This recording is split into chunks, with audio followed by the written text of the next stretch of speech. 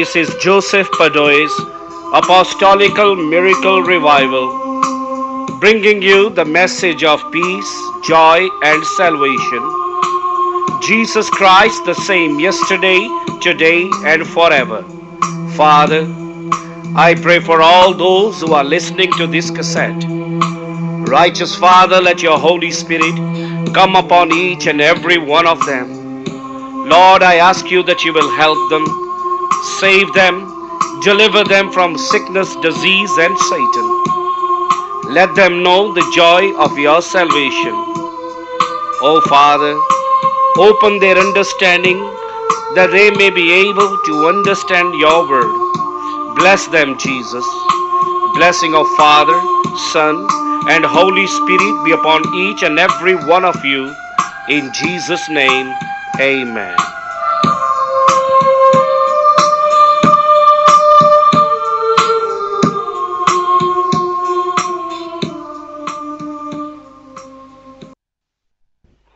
Numbers 14, we are still reading the same story of the 12 spies. 10 of them brought a bad report that the children of Anak in the land of Canaan are mighty giants, saying to the Jews that they are just like a grasshoppers before them. But Caleb and Joshua, they brought the good report that they can conquer Canaan by the power of Almighty God. So we read chapter 14, and all the congregation lifted up their voice and cried, and people wept that night. When they heard that news, we can see what happened. They lost their faith. What happened to the Jews? They are afraid of the children of Anak when they actually saw God parting the sea. They saw God defeating Amalekites. They saw God doing wonders for them, and yet here they are crying and weeping just because that 10 spies brought a bad report. One thing we know about humans, anything bad you will believe quickly. Anything good you won't believe much. They believed the bad report. That whole congregation of Israel been crying day and night because of the message that they heard. Even though Caleb and Joshua told them that there is hope that we can conquer Canaan by the power of the living God, and also they are denying the very promise of Almighty God. For them coming out of Egypt was because of the great promise that one day they will enter into the land of Canaan, that one day they will possess that land, it will be theirs. The land which is a gift from God, the land that is the best, flowing with milk and honey. And yet here we can see whole church losing hope. They would rather listen to the devil than listen to God. That's what's happened today in many churches. They listen to the voices and the thoughts and the negative things. They never open the Bible to see what God has to say. So we can see their faiths break down. They are in depression. There is no hope in them even for salvation, because they've given up, because they have not been listening to Jesus. They've been listening to the devil. Jesus said, my sheep will hear my voice. Now the church of Moses never heard God's voice. They are crying, even though Moses spoke to them, Aaron spoke to them, Joshua spoke to them, Caleb spoke to them. They would rather listen to the devil than listening to what God has to say. Verse 2, all the children of Israel murmured against Moses, against Aaron, and the whole congregation said to them, would God that we had died in the land of Egypt, or would God we have died in that wilderness? How terrible thing to say. Now these are the people who seen God's power over and over and over again. They did not just saw the miracle, they also saw great wonders, amazing thing happening. They also ate every day the miracle bread, the manna that God would send. They actually drank water from the stone that God brought. and having all that miracle, all the miracle that they saw with their eyes, yet they are losing faith. You know what happens in the church? When you see healing after healing, miracle after miracle, you stop fearing God. You get used to it.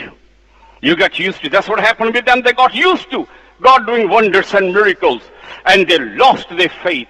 And the reason they lost their faith, because they were not in fellowship or in tune with God. You can be in the church without being in tune with your God. You can be in the church without even having any fellowship with Christ. You can be in the church and still be asleep.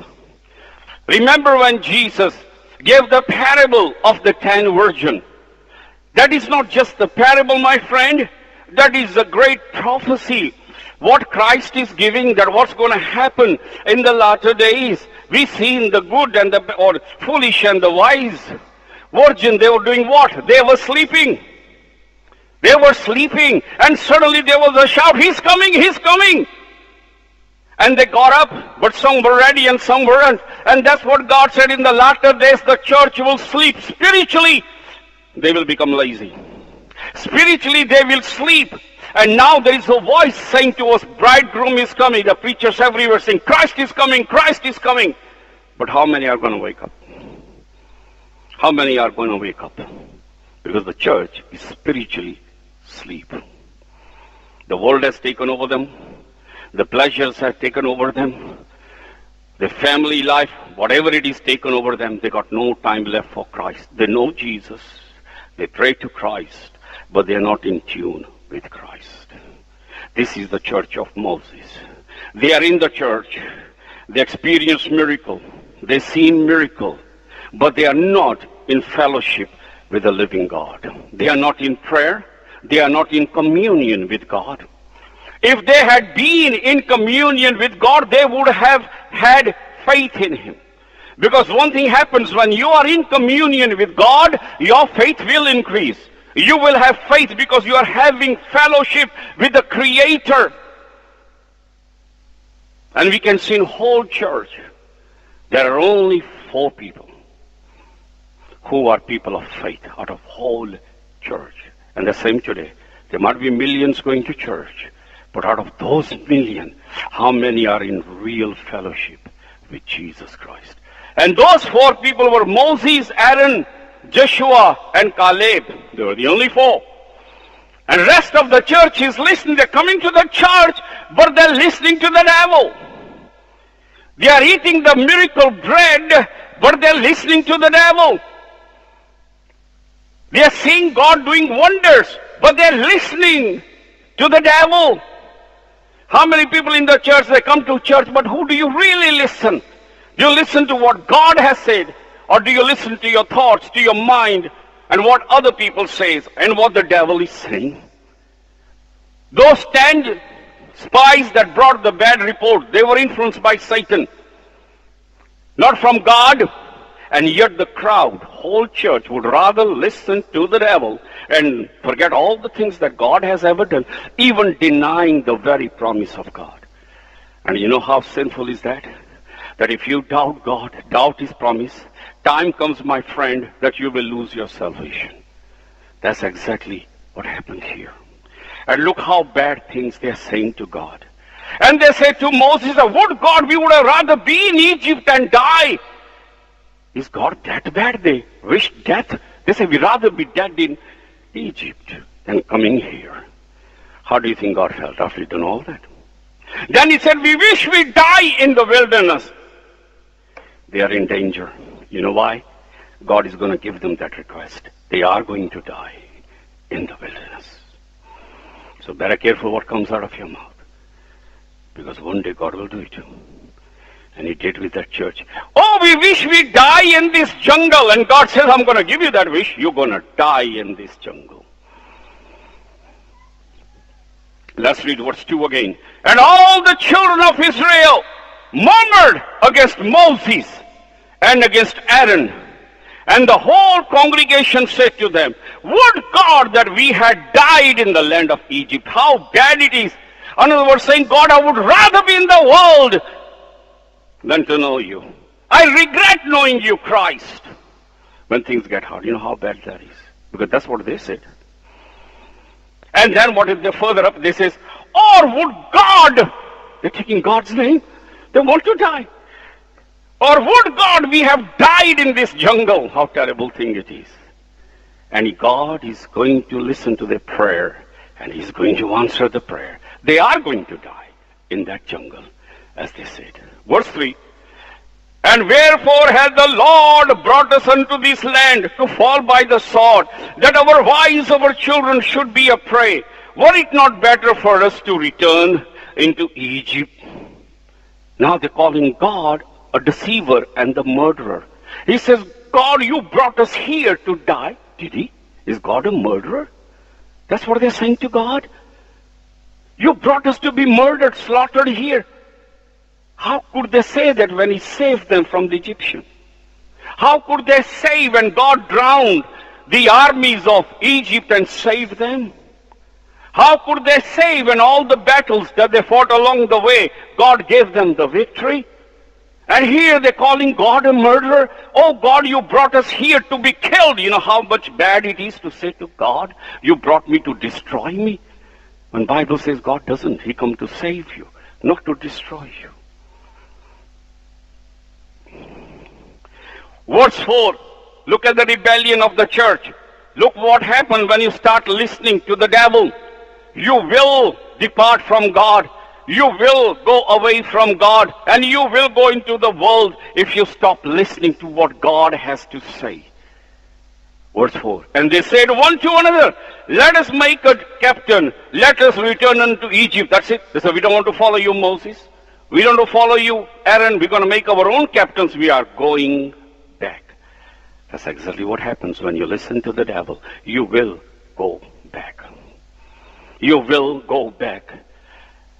And when the angels said to Lot and his wife and his children in Sodom and Gomorrah, don't look back at Sodom and Gomorrah as you coming out.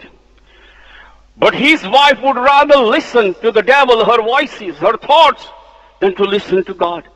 And what happened? She turned back as the fire came from heaven upon the cities of Sodom and Gomorrah and destroyed them, and she was turned into pillar of salt.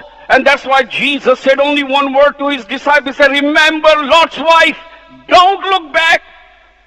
If you regret following Christ, looking back, you will lose your soul. It's danger. That's all He said. Remember Lot's wife. What is about her? She regretted coming to Christ. She regretted coming out of Egypt. She looked back because her heart was at the back. And she lost her faith, her soul. And here that's what we say. They want to now go back. They say, we don't want you, Moses. We don't want you, Aaron. That's how the world is. No matter how much good you do to the people, they will turn against you. And usually many times it's the church that will turn against you. All through the Bible we see the church turning against. They will turn no matter what you do to people. The only people who will be faithful to you, those who genuinely love God. The rest won't be. Look at Moses' church. They would rather reject Moses, the man who brought them out, reject Aaron, and have their own captains made to take them back to Egypt. And that's exactly we see happening in the church of Corinth. And many other churches, they chose their own apostles and own prophets. And many times they rejected Paul. And Paul writes to them, he said, you might have many preachers, you might have many apostles, but you haven't got many fathers. He says, I'm your father in Christ. Same what happens with Moses. After Moses done all that for the church, after he brought them out, sacrificed his life, now they saying to Moses, we don't want you. We're going to make our own captain. We're going back. Verse 5, and Moses and Aaron fell on their faces before all the assembly of the congregation and the children of Israel. And Joshua the son of Nun and Caleb the son of Jephunneh, which were of them that searched the land, rent their clothes. And they spake unto all the company of the children of Israel, saying, the land which we passed through to search it is exceedingly good land. Here we can see that Moses, Aaron fell on their faces. They knew any time now Jehovah's anger is going to come on them. Because what's coming out of their mouth is very bad. It's dangerous. You know what the Bible says? And it doesn't change in Christ. Even Jesus said, every word that comes out of your mouth, one day you will be judged. Every word that is coming out of your mouth. The Bible teaches us, be careful what comes out of your lips. Because you will be judged not just by word, but also what you say from your tongue, from your mouth. With the words of your mouth are very, very powerful. The words that come out of your mouth has got power either to save you. It has got power either to damn you. The Bible says, if you say with your mouth that Jesus is the Son of God, and I believe, you will be saved. And if with the very mouth you say, I don't believe it, you'll be damned. By what? Not action, what comes out of your lips. And Suleiman or Solomon in the proverb talks quite a lot about the words coming out of human lips. That how they can either give life or give death to what comes out of your mouth. And here we can see that Joshua, Aaron, they're trying to calm the people down, praying for God's mercy. Joshua and Caleb are saying to the people, don't be like that. The land we saw is a very good land, trying to encourage them. And they spake unto all the company of children of Israel. Verse 7 saying, the land which we passed through to search it is exceedingly good land. God can't give you anything bad. God is not bad. If He's going to give you, it'll be the good. If you got something, it's not that good, it's not from God. Bible says the perfect and good gift come from the Almighty God. And the land was good. Verse 8, if the Lord delight in us, then He will bring us into this land and give us a land which flows with milk and honey. Only rebel not ye against the Lord, neither fear ye the people of the land, for they are bread for us. Joshua encouraged them, don't worry. You know, the land is good. We can take over them. They're nothing before us. They are like food. We can just swallow them. Be strong in the Lord. And then, therefore, their defense is departed from them. And the Lord is with us. Fear not. Fear them not. He says they are already shaking in their boots. Don't worry about those people in the land of Canaan and the sons of Anak. Why are you fearing? God is with us. Don't be afraid of them. But all the congregation bade stone them with stones. You know, when you start listening to the devil, there is a danger. Danger that you will go so far back in your mind, up here. Your body might be in the church, but here, you'll be so far back that even if God reasons with you, you will not listen. Even God speaks with you, you will not listen, because your mind, your thought, the devil has convinced you otherwise. And that's what happens here. The preaching is given. Joshua encourages them. Caleb comes over and he speaks to them. Aaron speaks to them. Moses speaks to them. But the church has gone too far back. They are not listening. You can be in the church and go so far back, friend, that even if you hear preaching, even if Christ comes, you're so bitter, you're so twisted that you will not listen. Even if Christ Himself comes and speaks, you will not listen. And that's what happened here. You know what happened? They did not listen. They even went worse. They picked up stones to kill Moses. I'm talking about a church. This is a church. These are not sinners. These are church who tasted the powers of heaven, who saw great wonders and miracles. They picked up stone to kill the man who brought them out of Egypt. That's how far Satan can take a believer. That's why the Bible says, be careful which spirit is controlling you. All of us got to be in fear. Be careful, it's not devil driving you. Judas was in the church. He was the minister of Jesus Christ. He was the apostle of the living God, Judas. He had powers to raise the dead. He had powers to heal the sick because he was apostle. And yet he went so far back, he sold his master. It was an outsider that sold the master. It was the church. In the church, even Jesus says, one of you that is eating with me is going to betray me. That's where the danger is. That you will start listening to voices, thoughts, and what other people are saying. And the Bible is closed like that. It means nothing.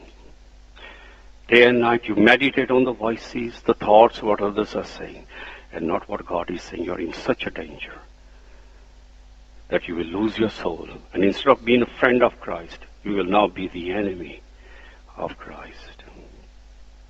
Judas was friend of Christ. In the end, he turns the enemy of Christ. These people were friends of Moses. Now they want to kill him. They picked up the stone to kill him. So this is warning not for outsiders, friend. He's talking about a church. For those who are sitting in the church, stop listening to your thoughts. Start opening God's Bible more and more. It is the devil that gives you desire. It's boring. It's boring because your heart has gone so far back. If you don't love a woman, suddenly she becomes boring. You don't want to be with her. She's boring because you don't love her. But when you love a woman, you want to be in her company all the time. Same with God. If you're bored, you're drifted very far, friend. You better come back. You better come back. Because if that word is suddenly bored to you, there's something seriously spiritually wrong with your condition. You better come back before it's too late. Before it is very, very late. Here we are talking about the church, and Christ is speaking to us and giving us the warning. Do not listen to the world. Do not listen to the things that are happening out. The people who are believing in Christ in many of the churches now are going literally berserk. They're coming with teachings and things which are so wrong. The way they dress, the act, the way they jump up and down, as in preachers preaching with the trousers torn fashion. They bring, Bible says that they will bring shame. The way of the truth shall be evil spoken of. That's what the prophet says, that these Christians will bring shame on Christ. That the way of truth will be evil spoken of because of these people. They picked up the stone. This is the church we are talking about. And here is a dangerous point. How can a person who knew God, how can a person who walked with God, how can a person who tasted the powers of heavens, how can a person who heard God's voice, how can the person who has actually eaten the bread given by God turn against God and be a sworn enemy? Oh, it can happen. That's how far the devil can take a man who believes in God. That's what happened to Moses' church. They tasted heaven's power. They heard God speaking to Moses. They seen heavenly powers. They ate the bread of miracle. They seen God performing his promises. Yet now they turned against the very God whom they experienced, whose voice they heard, whose food they ate. They picked up the stone to stone his minister. And it was same with Judas. He seen Christ's power. He himself used powers to heal because he was an apostle. And here is the Judas in the church, seen Jesus walking on the Sea of Galilee. He was there when Jesus said to the wind, "Be still," and it was still. Judas was there when the devils came out crying, "I know who you are the anointed of God." Seeing all that, experiencing all that, and also he himself laying hands and healing, he sold his master. That how far devil can take you. Not the sinners, church people. That's how far he can take you. You can be friend today and tomorrow you can be his enemy. Do not let Satan influence you. Start reading God's word. Force yourself. Even if you have to clinch to open, do it. Break that chain of Satan and start listening to what God has to say. Verse 10 again. But all the congregation bade the stone them with stone, and the glory of the Lord appeared in the tabernacle of congregation. Before all the children of Israel, the situation went so bad. The church of Moses went so crazy, driven by Satan. They picked up the stone. They were going to kill Moses. They were going to kill Joshua, Caleb. You know why? How do I know it was dangerous? Because God had to come there and then. He had to, because they were going to kill. This is the church, not outside sinners. The church, not outside sinners, is a warning to all those who believe in Christ. It can make you turn so much against people, against your elder, against your church member. And if you let Satan, he will drive you mad. And they were in danger, and God knew that. And we can praise God that our God always stands in the place of danger. He himself will come in the place of danger and save you. But he will stand in that dangerous place for you. And God knew they were going to kill Moses. They knew they were going to kill Aaron. They knew they meant it. And the Bible says as they picked up the stone, God's glory came. He had to come. Otherwise they would have killed. Would you believe people can do that? The very people who saw everything of God? It's impossible, but it can. Because this angel of darkness is so mad and clever, he can drive a believer into a monster if you let him. Remember, Jesus had to rebuke Simon Peter because the devil was speaking through him. He has to rebuke James and John because the devil was speaking through them. Get thee hence. We got to be careful that what devil does to us, how far we are taken.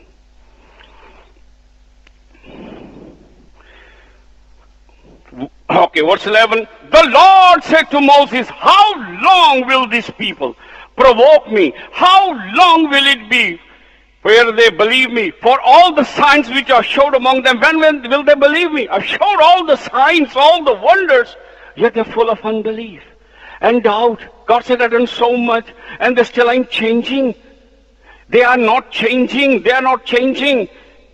He says, I've done all that, and there is a danger when God does so much for us and we don't change. You know, don't think that He's going to keep on doing good, because time comes when He will shut the heaven's door. The Bible, even Jesus said, that there was a vineyard in vine, what you call, tree planted, bore no fruit. You know the one it says in the Bible? And the master of the vineyard came, and every time he saw the plant, that tree wasn't growing any plant, he said to the gardener, listen, I've been coming for these 3 years. This tree is wasting the space. There's never a fruit on it.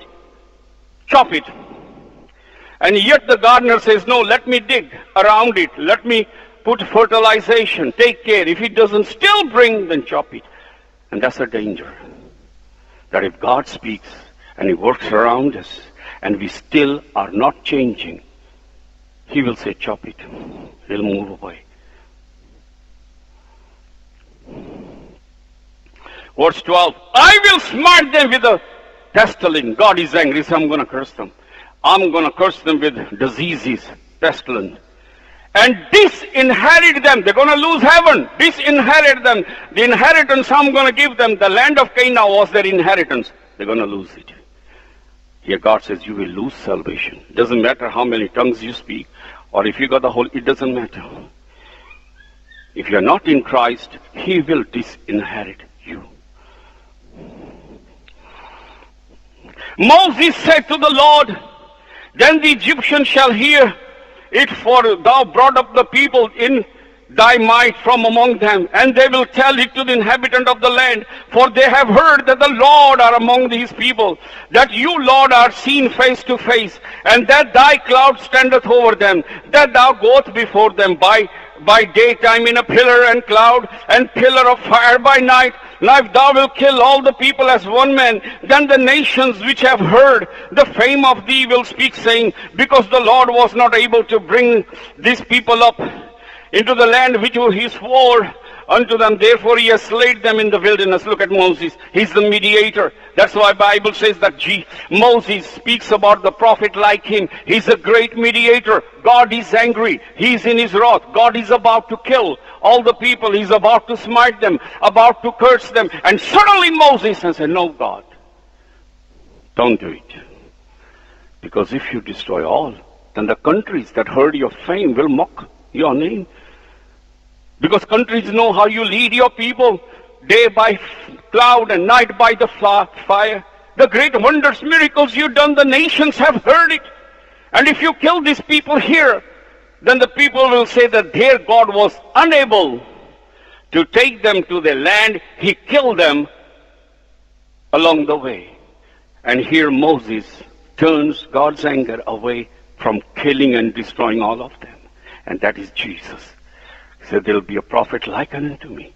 As now here Moses is a mediator between man and God, so is Jesus mediator between man and God. God is angry with us because we sinned. We angered him.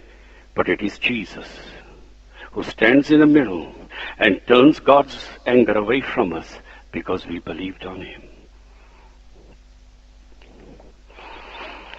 Verse 17, now I beseech thee, let the power of my Lord be great according as you have spoken, saying, the Lord is long-suffering. God is patient and of great mercy, forgiving iniquities and transgression. Father, he says, God, I know you are long-suffering. I know you are God of mercy. You are God who forgives sins. And by no means clearing the guilty. That doesn't mean he let the guilty go. They still be punished. Visiting the iniquity of the fathers upon the children, unto the third and fourth generation. Pardon, I beseech thee, the iniquity of these people, according unto the greatness of your mercy, as you have forgiven these people from Egypt even until now. God, you forgave them, my church, before. The people who came out of Egypt, forgive them now, have mercy. That is Christ pleading for the sinner, the mediator. The Lord said, I have pardoned according to thy word. God, if God listened to Moses, how much more will God listen to Jesus? That the prayer of Moses had a power to turn the anger of God away from killing every one of them.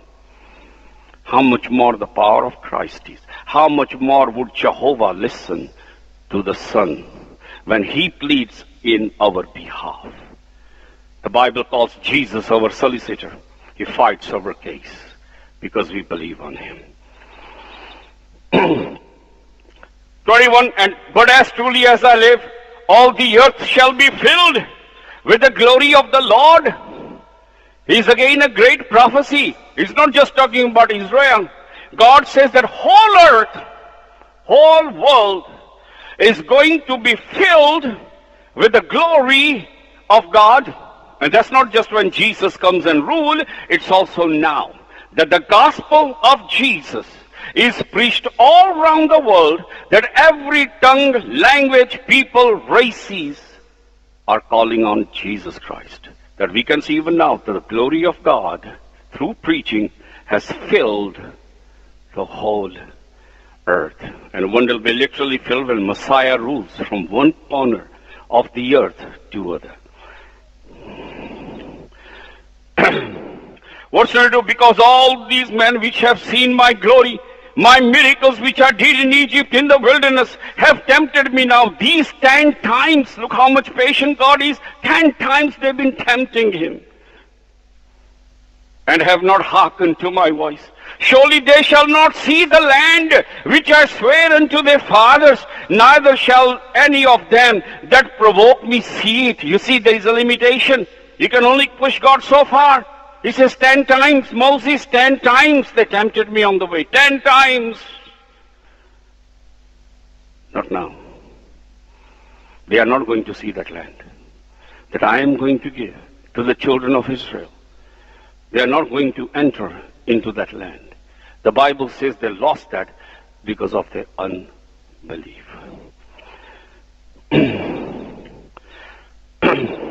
Verse 23, surely they shall not see the land which I swear unto their fathers, neither shall any of them that provoke me see it. But my servant Caleb, because he has another spirit with him, and has followed me fully, him will I bring unto the land wherein he went, and his seed shall possess it. All the men that came out of Egypt from certain age will die in the wilderness. They are not going to see the promised land. The only person going to see promised land is Caleb, and later on we talk about Joshua also. They have got different spirit. They are not like other men. They are different because they are the people who fear God. They are the people who have got spirit of faith, the spirit of holiness, the spirit of obedience to Moses, And to God, they've got another spirit. They're not like the others. He says, Caleb, he'll possess, and his children will possess the land of Canaan.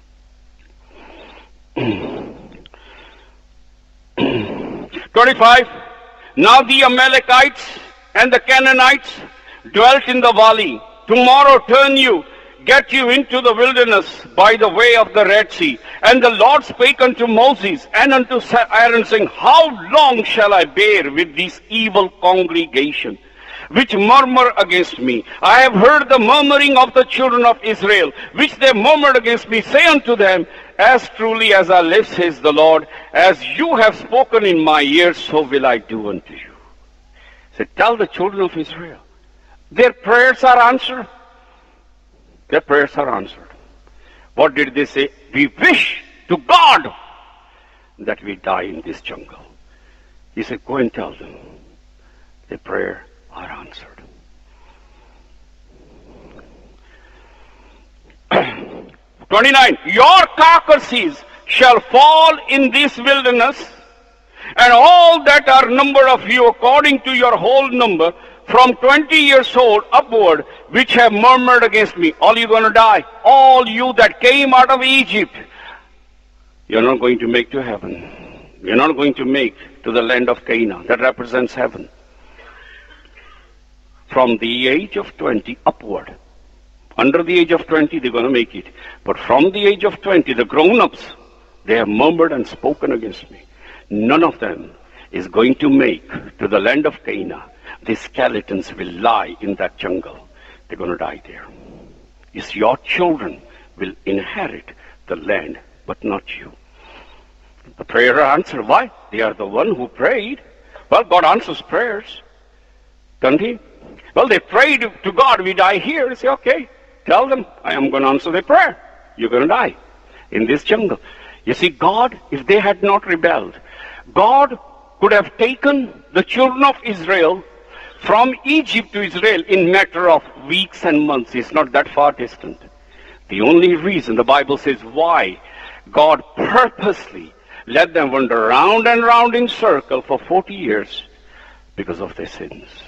Otherwise, had they been obedient, they would have reached the land of Israel in a matter of months or weeks, because they walk very slowly due to young children, cattle, and so forth. Yet it took 40 years. And the Bible says why it took 40 years. 30, doubtlessly, you shall not come into the land concerning which I swear to you to dwell therein. Only persons that are going to make to heaven, going to make to the land of Canaan is Caleb, the son of Jephunneh, and Joshua, the son of Nun, the two spies that brought the good report, that encouraged the church. They are the one who's going to make it. But your little ones, which you said should be a prey, them will I bring in. They shall know the land which you have despised. That you despise the land. And you blame me that your children are vulnerable, in danger of dying in this jungle. You know something? You're going to die, but your children are going to enter. And they're going to make it, not you. But as for you, your carcasses shall fall in this wilderness, and your children shall wander in the wilderness 40 years, and bear your whoredom until your carcasses be wasted in the wilderness, until you all die. I'm going to take you round the circle for 40 years. After the number of the days which he searched the land, even 40 days, each day for a year shall he bear your iniquity. Even 40 years, ye shall know my breach of promise. And God says, why 40 years? Because when the spies were sent, they wandered in the land of Canaan for 40 days. It took them 40 days and they came back. So God says, one day, 1 year. 40 days, 40 years, because you did not believe Caleb and Joshua, but believed the bad report. So as those people brought the bad report, they were in the land of Canaan, wandering up and down for 40 years. So would now 40 days. So now you would wander for 40 years in this jungle. Verse 35. I, the Lord, have said, I will surely do it. God says, I've said it's going to happen. It unto all these evil congregation that are gathered together against me in this wilderness, they shall be consumed, and there they shall die. Here is a church completely against the very God that they believe in. And the man which Moses sent to search the land, who returned and made all the congregation to murmur against him by bringing up a slander upon the land, even those men that did bring up evil report upon the land died by the plague before the Lord. Those 10 spies, who brought the negative report, put the doubts in the church. You know what happened? God killed them in a plague. All of those 10 spies died. Instead of encouraging the church, they broke the church and pulled it down. So be careful how you speak to each other. You're supposed to encourage and build each other, not look at their sins. Before we look at anybody's sin, look at your sin.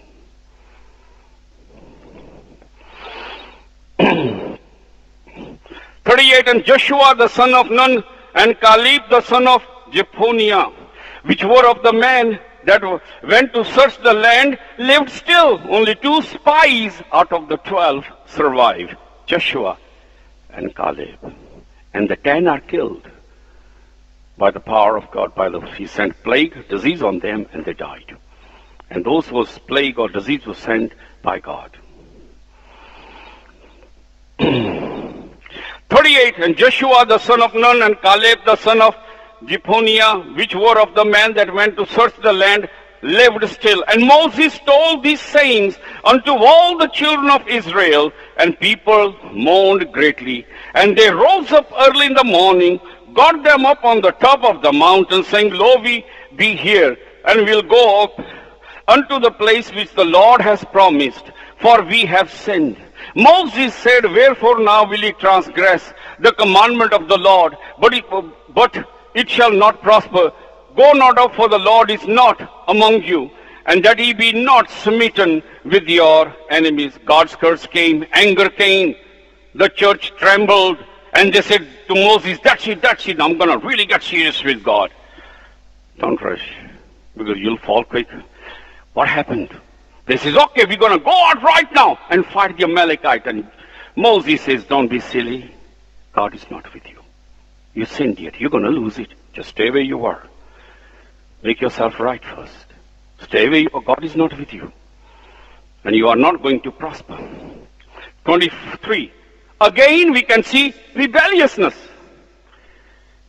For the Amalekite and the Canaanite were there before you, and you shall fall by the sword, because you have turned away from the Lord. Therefore the Lord will not be with you. But they presumed to go up unto the hilltop. Nevertheless, the ark of the Lord, the Moses, departed not out of the camp. People still did not listen. Moses says, don't go up. God is not with you. You have sinned. If you go, you're going to lose the battle. But are they listening? No. They went up, climbed the hill. They're going to fight it. They're going to fight the battle. Moses never went with them. The ark of God never went with them. But they, verse 45, and the Amalekite came down, and the Canaanite which dwelt in the hill, and they smote them, discomforted them, even unto Hormah. Did they won the battle? No. Those Jews that did went out in haste, they lost it. Many of them were killed by Canaanites and Amalekites. And many army, they ran from each other. They were discomforted, and many were killed, because they did not yet truly repented and got themselves right with God. This is a story of the church, and we got to be careful who we listen, what we listen, how we listen, and start opening the Bible. I don't care how much devil has twisted us in our mind, made us bitter. Things has happened in life. The love has gone cold. Maybe there is no love left. Maybe there is nothing left. But for the sake of your life, your soul, your eternity, force yourself. Break that chain and that circle and come to Christ. The question is not where are you going on next holiday. That's not the question. You know, people are running to holiday here and there. Do you know that's also predicted in prophecies? The people will run, it says, to and fro. There never been people traveling like they travel in this generation. And the prophet spoke about this. The question is not where are you going on your next holiday. The question is where are you going to spend your eternity. That's the question. Not which holiday you're going. Where are you going if you die tonight? Not which holiday, because that's more important where you're going than the holiday. Because holiday will last you 2-3 months, 5 days, week, it depends on you. But this is eternity we are talking about. Where will you spend your eternity, not your holiday? Amen. Our Father, who is in heaven, holy be your name, your kingdom come, your will be done, in earth as it is in heaven. Give us this day our daily bread, O Lord, and forgive all our sins, as we forgive those who have sinned against us. Let's not be led in temptation, O Lord, but deliver us from evil. For yours is the kingdom, the power, and glory, through Jesus our Lord. May the blessing of Jehovah, His Son Jesus Christ, the power of the Holy Spirit be on you. May God of Israel make His face to shine on you. May the Lord bless you in Jesus' name.